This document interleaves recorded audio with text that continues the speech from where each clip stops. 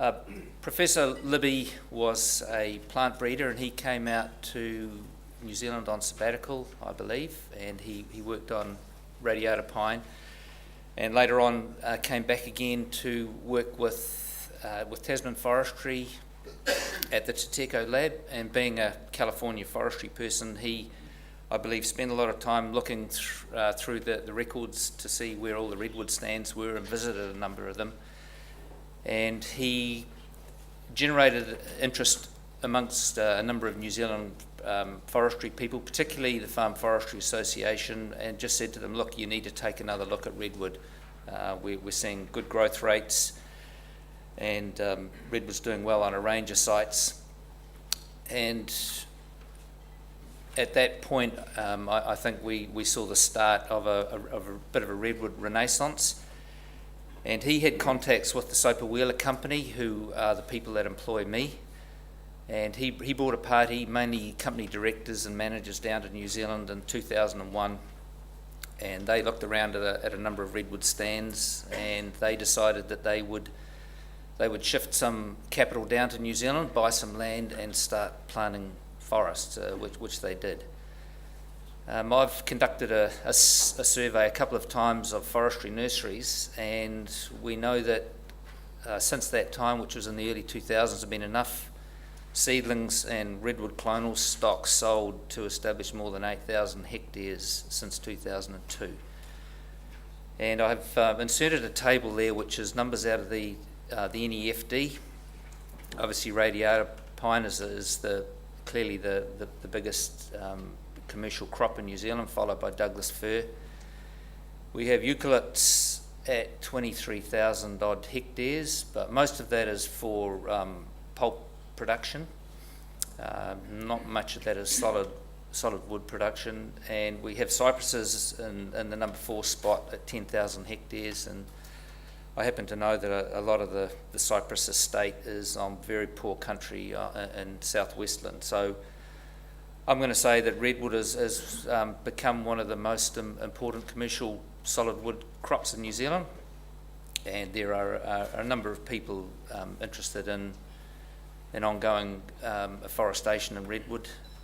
And as we go through the presentation, we'll try and cover the reasons why that might be.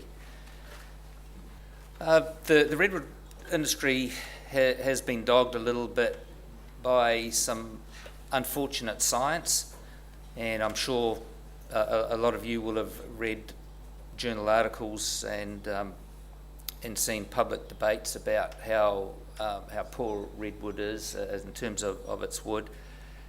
And I've put a photo there of a redwood wolf tree. It's almost unrecognisable as a redwood because it's growing on its own in a flat paddock that's probably fertilised. Trees like this were used for wood property studies early on, and then widely quoted and referenced in later studies. And so redwood gained a perception as a poor quality wood and not fit for the purposes that it is used in its native California. We've had vested interests and people just trying to use the science to their advantage. But anyway, a number of redwood growers have thought, well, why would it be a good wood where it comes from in California and be no good here? So anyway, there has been a concerted effort to answer some of the questions to do with silviculture and wood properties, and the rest of the presentation covers that. But anyway, you'll hopefully reach the same conclusion I have, that New Zealand grown redwood is a good quality timber and fit for the purpose for which people would expect to use it. One of the first projects that the redwood growers completed was the development of a growth model, and this was a cooperative effort between the New Zealand Redwood Company and some redwood enthusiasts in New Zealand Forestry Limited. NSIS was contracted to do the technical part of it, and it became available for use by the owners in 2006. Sea change was incorporated into that model, and it's been used to develop the generic other, or partial development of the generic other softwood tables that MPI use. And this model is now pretty much freely available. The owners gifted it to the diverse species group, or the diverse species membership of Future Forest back in 2011. It has been subsequently validated and found to be a useful and reliable model, despite a very small data set from which it was created. The next study, and arguably one of the most important, was a soaring study on a stand that was revered by the redwood enthusiast as the ideal stand. It was about the right age at 38 years old. It had been pruned and thinned, which is unusual for a lot of the older redwood stands around. They've pretty much been left to grow. And this one was seen as ideal, and there'd been an offer from the owner, Earnslaw One, to make a sample of logs from the stand available. A lot of the planning work was done at the time that that Future Forest was being formed, and Future Forest assumed management of the project and saw it through to completion. And the results were very pleasing, but like a lot of these studies, there were probably more questions raised than were answered by the study. But all of the products that were expected from the logs were generated. And that sort of introduces the next section of this presentation, which is the Future Forest era, which Redwood was a part of from its inception in 2006 through to 2013. I'll cover the main projects here, but there were a number of scoping studies and plans that were done, which I won't touch on, but there was a well thought out and planned series of projects carried out through this period. And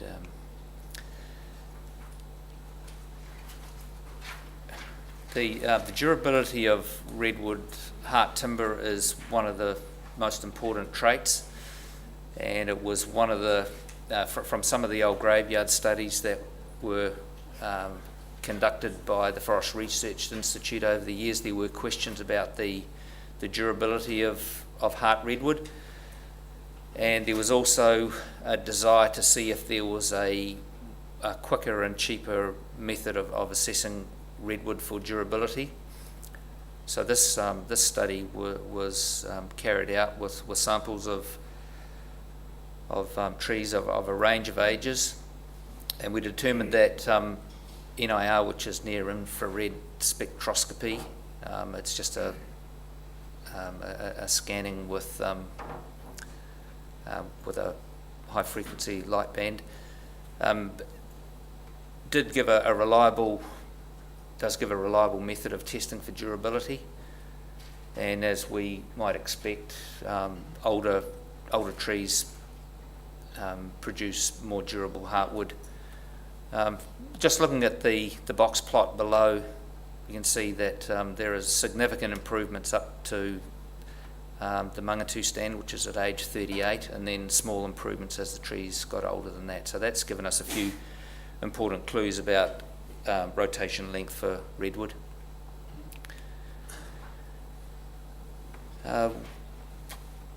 Redwoods produce very small amounts of small cones, and the percentage of viable seed is typically very low. I know the Californian growers at the moment are really struggling to find seed, and the little amount that's left in storage is very sought after. The last decent crop, I think, was 2009, and there hasn't been a decent seed crop since. And that feature, combined with the fact that mature redwoods can be cloned, that has led to redwood foresters relying more on vegetative propagation. So We have a situation where there's a number of people have imported or made selections of redwood cultivars in New Zealand and are offering them through nurseries for sale. Some are making claims about that material, and so this project was conceived to put all of that material into a single trial, or a series of trials rather, and just to see how they go against each other, just to try and ensure that growers had access to good quality tree stocks and that they were performing as they were supposed to.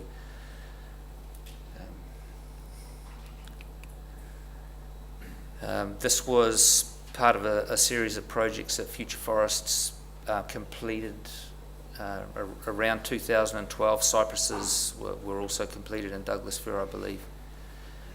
But what we have here is a model produced from the PSP, the redwood PSPs throughout the country, and climatic factors and soil factors were used to predict where redwood would do well.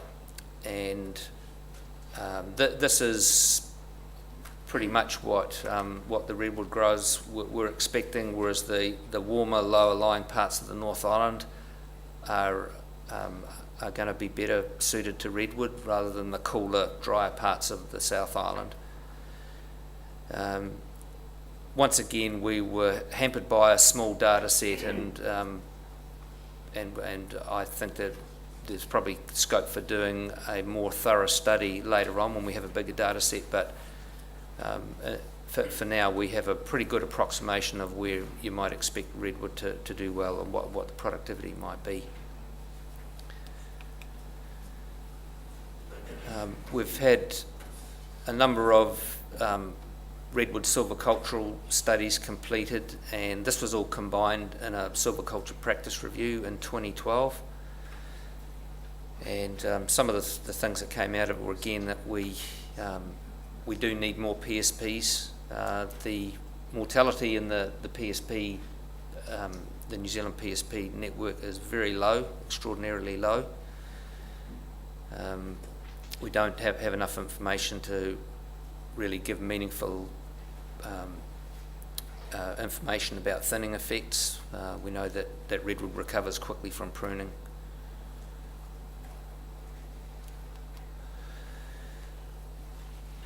Redwood was included in a series of erosion species trials, and redwood was one of a number of species used the length of roots, the rooting depth, and the height of trees, etc., was compared.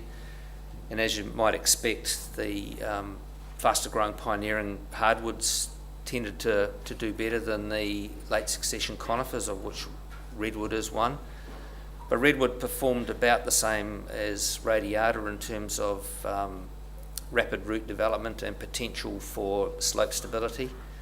What wasn't covered in this study was the ability of redwood to root graft one tree between its neighbours, and also following clear fell, redwood stumps coppice and regrow, and so we're not having a situation where the stump dies, the roots decay, and we have a period of instability while the next crop is getting to a size where it can stabilise the slopes.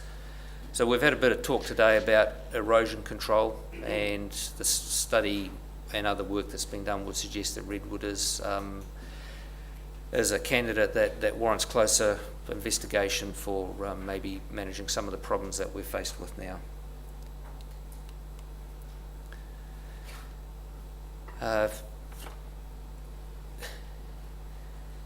We're never sure with plants in the environment how much of the effects that we see are due to the genetics or the environmental effects of the site.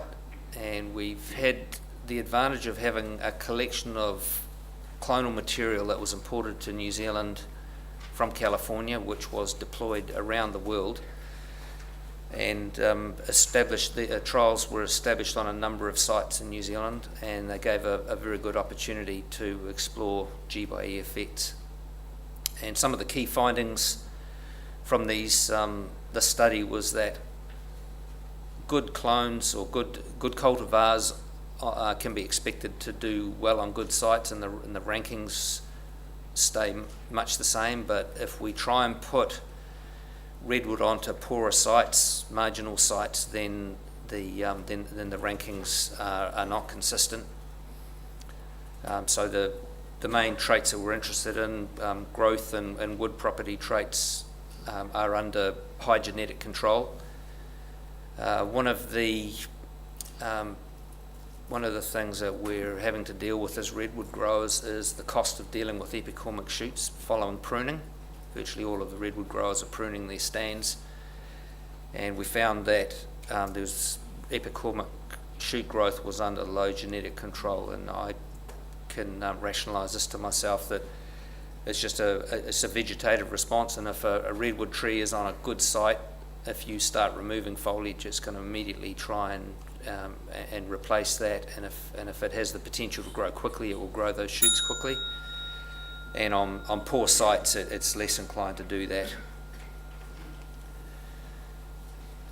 Redwood dropped out of the diverse species program due to requirements by the government of the day, and in the time since 2016, I believe, was when that came to an end, that the redwood growers, which include people in sign, so there's a couple of forest managers and people from the Farm Forestry Association, have made a couple of successful bids to the Sustainable Farming Fund to carry on a research program.